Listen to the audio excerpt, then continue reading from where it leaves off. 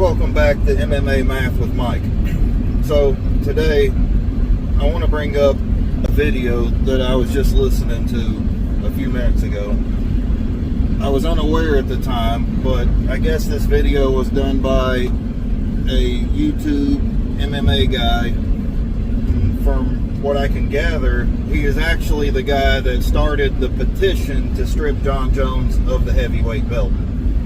Now, that's fine, that's great and good, but if you're going to start a petition to strip a fighter of the belt and make a whole video about it, I would really think that you would at least take the time to do the proper research to know what you're actually talking about.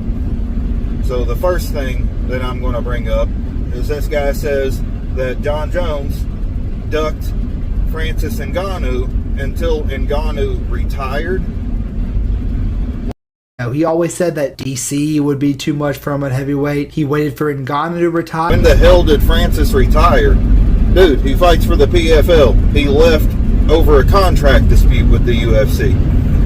So the fact that you don't even know that Francis is still active really says a lot about your knowledge of the sport in general. The second thing that jumped straight out at me is he's basically going down the list of Jon Jones' outside the cage personal failures, which has zero to do with fighting. And he says that during the melee between Jon Jones and DC at the press conference where the fight broke out. 2014, Jon Jones gets into a fist fight with DC at a press conference. Multiple women were put in the fucking way of this, and he was fined by the Nevada Athletic Commission. That brawl put many women in the way of harm.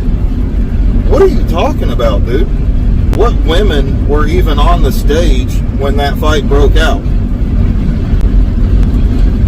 So basically, what I gather from this guy is tell me that you didn't start watching MMA until Conor came along without telling me.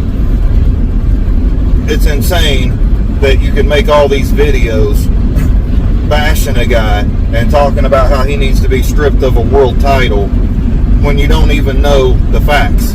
He talks about the hit and run incident with Jon Jones. And this was the worst thing he did. He's involved with a hit and run involving a pregnant woman. He flees the scene, but then he gets caught because he left some cash in his car, and so he decides to come back and get the cash out of his car. So then he's stripped of the belt, and he's put on an 18-month suspension. And he says it's in 2012, I believe. Shows an article from 2020. In May 2012, Jon Jones got arrested for a DUI. He crashed his fucking Bentley into a pole in Birmingham, New York. And he was arrested for driving under the influence. He pleaded guilty. I just don't get it. The hate for Jon Jones has reached this level where reality doesn't matter anymore. It really don't. And you might as well say Jon Jones is like Donald Trump to an extent. Let's just repeat, rinse, repeat every single narrative that we hear from the mainstream media. Again, I don't know how you say he ducked anybody or he's scared to fight anybody. The Francis fight, why would you be scared to fight Francis? Is it a gigantic risk? Yes, he could KO you, but he went 5 rounds with Ciryl Gane. Barely won that fight. He beat Ciryl because he had to take him down in the 5th round to win. It was a 2-2 fight going into the 5th round. Jon steamrolled Ciryl Gane, made him look like an amateur. So, in what calculated method of thinking does that even make sense? That you steamroll a guy that goes 5 rounds with him, but you're scared to fight him. It's ludicrous. It really, truly is. I'm not going to say that a pro fighter that has made it to a championship level of competition is scared to fight anybody. And he goes on to show a graphic of the people that Tom has beat in the heavyweight division and how deserving he is of a belt. Now he shows a picture of Curtis Blades, Sergey. I'm trying to think of who the third person, Volkov, all right? And so he's like, he knocked out Curtis Blades. He knocked out Volkov. Oh, wait, my bad. He submitted Volkov. And then, he destroyed Sergey. All right.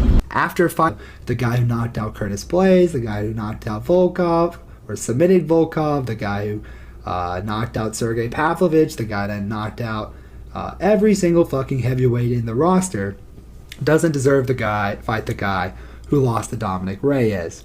I never talk about fights right after. First of all, you guys were in here. I was just backstage doing some interviews. John Jones walked by with his legs all wrapped in ice, and they carried Dominic Reyes by me. Like, guys were carrying him. So when you see that shit backstage, you know you just saw an incredible fight. That's true. He did beat all three of those guys. But if you're saying he's knocked out every contender in the heavyweight division, how can you not mention Cyril Gane?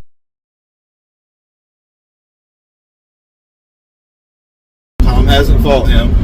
Tom hasn't even beaten a guy that has beat Cyril Gane. Again, it's not Tom's fault that he lives in an absolutely terrible time period to be a heavyweight in the UFC. So I saw a video the other day where they had mentioned that currently, right now, at lightweight, I believe it was, the UFC has 89 fighters that are signed to the roster. At heavyweight, they have 29 fighters. Well, I made a video the other day going on how John Jones has ruined the heavyweight division, but I don't really feel like I've voiced my opinions on how bad this division is. Heavyweight is in an absolute state right now. I mean, to compare it to the other divisions, lightweight has 82 signed fighters, welterweight has 67, heavyweight has 29 fighters in the UFC. It's one of the more, it is by far the more shallow division in the UFC. And you look at the talent outside the rankings, and it really just shows how bad this division is. I mean, you've got Lukas Brzezinski, who couldn't even... So, just to kind of show how weak that division is right now, Tai Tuivasa. I'm a fan. I like the guy. But when you are 0-5 in your last 5 fights, and I'm pretty sure 4 of those were by knockout loss,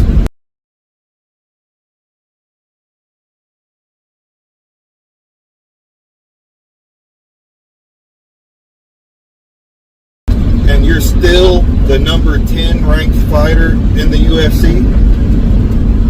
Does that not say it all? Like, really? Does that not say everything that we need to know about heavyweight?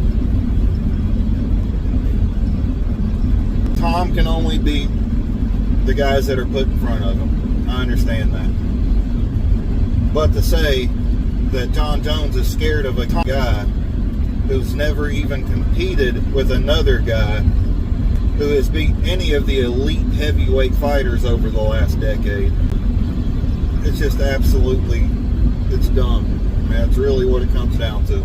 It's completely stupid. I know John hurts your feelings.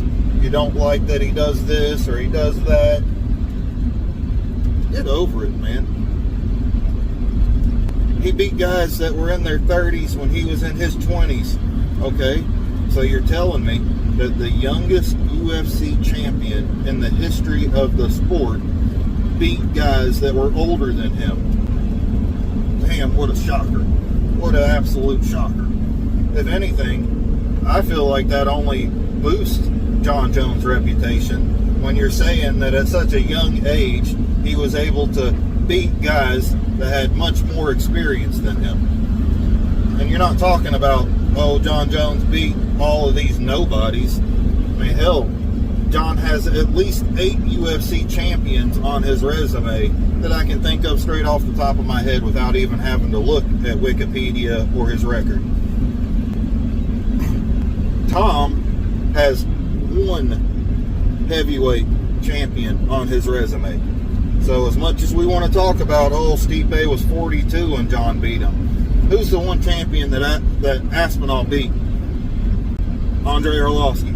Yep, the same Andre Arlovski that was UFC heavyweight champion when Tom was in fucking middle school. What a win, man. Very impressive. Now, if you saw that fight, which I have. Oh! Big right from Arlovsky. Both. He beat Arlovsky with a submission. He only took Arlovsky down because Arlovsky was starting to tag him on the feet. It's the same thing Tom does in any fight that he's in, where the guy starts to tag him on the feet. I believe that's a disadvantage for Tom. I don't know if it is, but that certainly seems to be the approach or the mindset for Volkov, that if he can get Tom, and that's minutes in this first round. Bit of a slip. Oh, nicely dug there by Aspinall. Little smile from the ear as well. He split the ear of Volkov open. At least that's what it looked like. Oh, wow. Unbelievable head movement by Aspinall. That's how you do it. You slip the shot, you use their forward momentum against you, you drive through. I mean, the guy's so technically good. Look at the Volkov fight. Bisping can call it a slip all he wants. Volkov caught Tom on the chin, dropped him. Tom immediately gets back up, doesn't want to engage on the feet, waits for his chance to slip a few punches and immediately take Volkov down. Now, does anyone else remember that when he gets Volkov on the ground in a dominant position, Tom Aspinall stops what he's doing and looks over at his corner. Hey, what do I do next? What do I do from here? The fact that you think that guy is going to just completely steamroll and dominate Jon Jones. I mean, come on.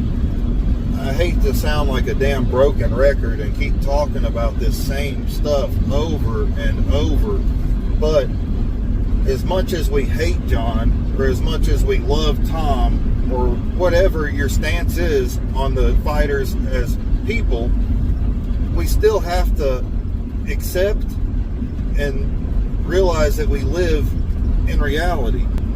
And the reality is, no matter what you spin or how you say it, nobody, not me, not you, not any MMA YouTuber, can say that this is how Tom is going to look and this is how Tom is going to fight in the 3rd, 4th, and 5th rounds of a fight. We don't know. No one knows. We don't even have to argue it. We know that Tom even has that doubt himself. Agree with a lot of what Jon says. When you put the resumes next to each other, his resume is far superior to mine. The risk-reward for the both of us. His risk is, he has everything. So on the skill differentials, where would you say he has the edge and where do you have the edge? He's amazing at everything. Are you better than him at any one discipline? No, but I'm way younger and way more athletic and way bigger. I possess a power that he's never seen. It's all about in the later rounds as well, so that's always a backlash I get from opponents teams, which is that Tom's got, is he's not had the rounds. Look, I completely agree, but that isn't my fault. They're saying they're going to drag me into deep water. I'm going to look in the camera and say, somebody drag me into deep water. I'm telling you, I want to feel what it's like. I want to see if I can swim or not. Jon Jones, if you can drag me there, take me there, because right now all these guys are saying it, but no one can do it. He has said himself in multiple interviews that he doesn't know what he's going to look like in the later rounds of a fight. Now, say what you will about Jon Jones. There's a lot you can say, that's for sure. One thing we do know about Jon is in the 4th and 5th rounds of championship fights, that's usually when he does his best. That's usually when he pushes the hardest and when he seems to perform at his peak of the fight. So you're telling me a guy with 0 4th and 5th round experience is 100% going to dominate a guy that has made a fucking career and legacy out of beating guys in the 4th and 5th round? Make it make sense to me, please. Somebody on here, please make it make sense. Actually give me a legitimate argument that is backed by facts and not just opinions that are driven by how much it bothered your feelings. Oh, Jon Jones is in Malaysia, fucking probably trying to get with some, not Malaysia, Was it Malaysia? It's somewhere in the fucking Asia. He's somewhere. He's like with fucking Korean Zombie or something, bro.